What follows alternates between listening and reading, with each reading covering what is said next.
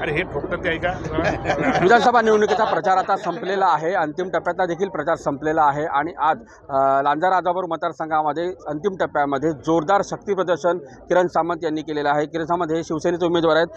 Sir, जोरदार शक्ती प्रदर्शन तुम्ही या मतदारसंघामध्ये केलं, लांजामध्ये काय समजू शकाल? हे शक्ती प्रदर्शन नाही, ही लांजा शहरात असलेली प्रचार रॅली आहे. इथे असणाऱ्या व्यापाऱ्यांनी हे उत्स्फूर्तपणे या रॅलीमध्ये सहभाग दर्शवला आणि ही प्रचार फेरी आम्ही काढली. यावेळी भाकरी परतणार?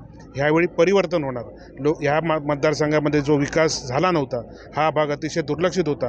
15 वर्ष फक्त ह्या गोरगरीब भोळ्या बाबड्या जनतेच्या जीवावरती जी मजा मारली गेली, ह्याच्यामुळे लोक परिवर्तन नक्की घडवणार. तुमची नेमकी विकासाची स्ट्रॅटेजी कशी असेल? मी विकास करताना आरोग्य, शिक्षण, बेरोजगारी असे माझे बरेच मुद्दे आहेत.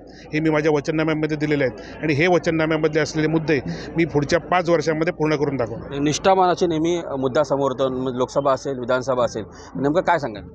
जे स्वतःला निष्ठावंत समजतात ते बिलकुल निष्ठावंत नाहीत. त्यांनी जिल्हा प्रमुख असताना 2004 साली पहिल्यांदा निष्ठा विकली.